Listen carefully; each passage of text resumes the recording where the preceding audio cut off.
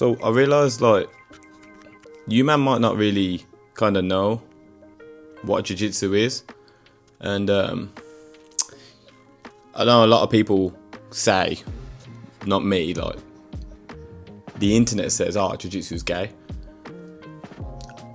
There's a lot of similarities, but it's not, to the best of my knowledge. Yeah, I don't know. I'm not sure. But so what I'm going to do is I'm going to show you a few of my favourite moves. Always shoes off before you enter the mat. Bow, respectfully. And Devante.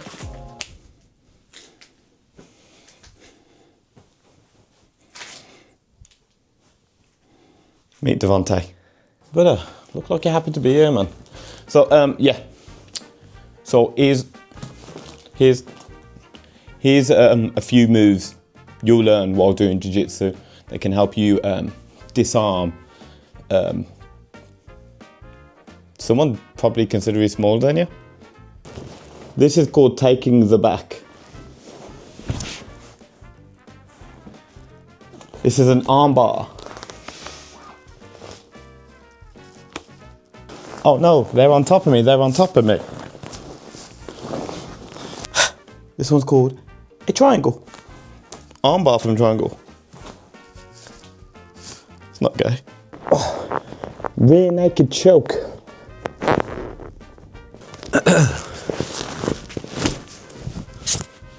Didn't give myself a black eye.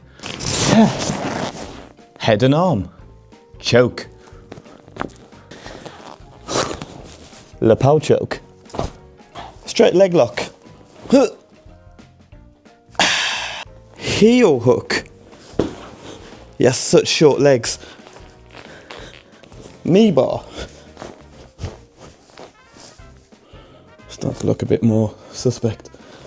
Obviously, as you can imagine, because I am in my daughter's playroom, I can't show you my full arsenal. So that's just a few moves that have helped me get by. Oh, and one more. Personal favourite until I lose a bit of weight. Into the titties. Mother's milk. You just kind of suffocate them with your cleavage. It's a bit of a mad one, but very effective. Yeah. I know what you're thinking. This doesn't look like Jiu-Jitsu. So basically, it's supposed to be a 7 AM class.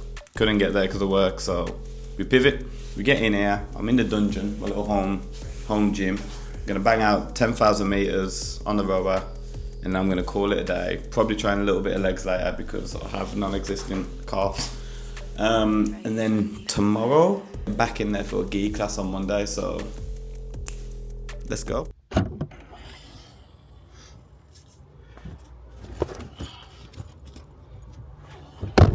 Okay, we're gonna get into these rolls right now, and I'm gonna let you know what my head was thinking while I was in these rolls.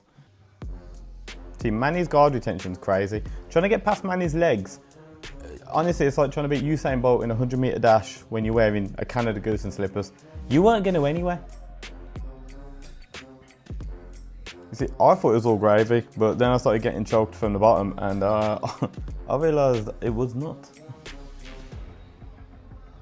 Managed to keep myself out of there. The whole time I knew he was trying to push my arm across so he could take my back.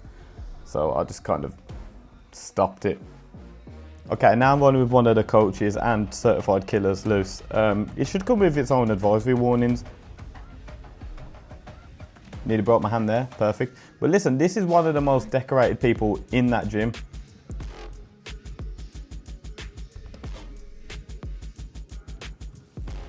See, when I got that single leg, I was like, okay, we're cooking here. We're cooking. Jiu-Jitsu might work.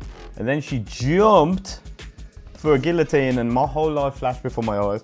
I thought, stop you right there. There's no way I'm editing me getting highlight reeled. Because I'll be honest, before this roll, I knew I was either going to get fucked up, but I swear on everything, I am going to sleep or something is getting broken before I tap, okay? That's just half out.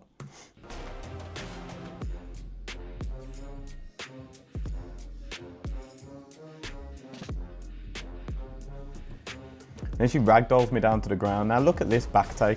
This is when you realise how much Jiu-Jitsu does not give a fuck how big you are. And then at this stage, I was sick of just the speed and the technique bullying me, so I just decided to just squash her as best as I could. And just use gravity. Gravity started getting taken away from me, as you can see there. And there, right there. When I ended up head facing one way and my legs and ankles and heels in her hands, I realised this is not good. And I pretty much stopped and I froze and I looked back and I went, no, not today.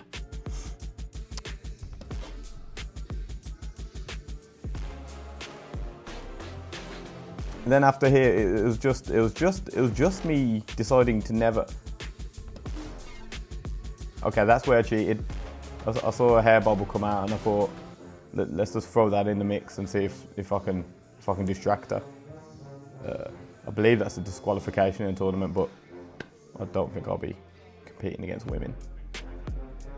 She was happy with herself. This is another roll with finally a white belt called Martin. He said he wanted to flow roll, so you know, we're not going too heavy. Just tied up, just working positions. I get a grip of the leg, and I'm like, right, let me just lock it up, the ankle. Don't get it. I like this here. This is where I scooped onto the back. Nice little back take from myself. And then from here, I'm pretty sure I was going to get what I believe is called the cross collar choke. I will butcher all the names. Not me looking at the camera. Not me looking to see if I'm in frame. So I went for the cross collar choke and I realised, wait, he ain't going to tap. So I went for a bow and arrow choke, which I know is going to, listen, you don't tap to those quickly, you will wake up in the paramedics.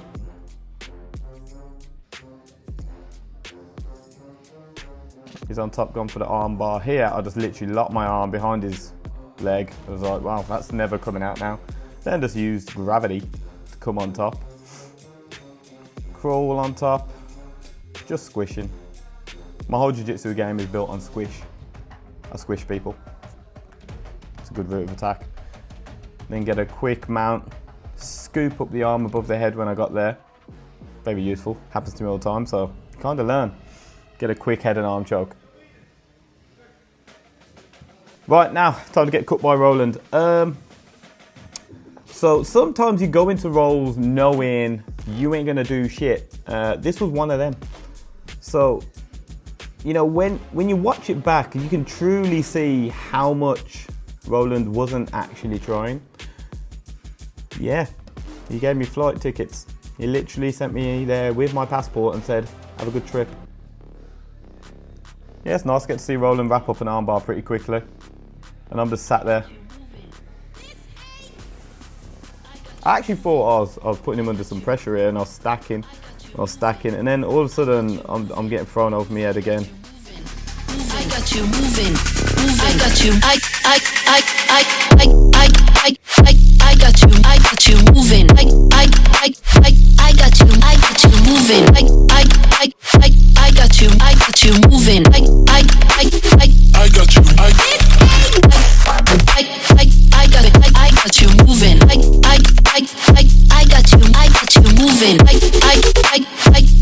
I got you moving. Oh, wow, I've never held one of these before. Holy shit. Well, be careful with that. Okay, sorry, I don't know how to hold it properly. This is Danny, Alba coach for Jiu-Jitsu. He's a black belt, competed in multiple countries, and he is top terrorist at this organisation. He bullies me in the gym, he bullies me outside of the gym, he catches me on video eating Percy pigs. Yeah. All of this is true. I'm officially an influencer. Influenza. How's it going? It's going, yeah, solid 6 out of 10. You, not me, like I'm just doing this on me now. Yeah, nah. What's a 6 out of 10? Me today. I'll give myself a solid 6. Yeah, I showed up, so that's 5. Yeah. I get 5 for showing up. And, so straight 5, okay, sure, 5. And I left uninjured, bro, so that's the extra point. Okay. Got folded by Lucy. Got folded by Roland. On camera? Oh, yeah. So we're going to see it? Oh, yeah. Okay, all right. Absolutely crushed. Survived the other two. Manny tried baseball bat, choked me twice, and just stubbornness was the only reason I didn't choke. But Did you watch my rounds today? yes, What are you giving me? What was good? What was shit? I think your effort was a solid 7-8. As in, sometimes you can come in, not you personally, but people will come in and go through the motions, and that's the most frustrating bit. Oh yeah. Because what's the point? You might as well not come training. Right. In my opinion. I agree. You're better off putting in a good solid 7. And then Skip the week. not skip the week, because that's you, but at least you've come in here because I tried, innit?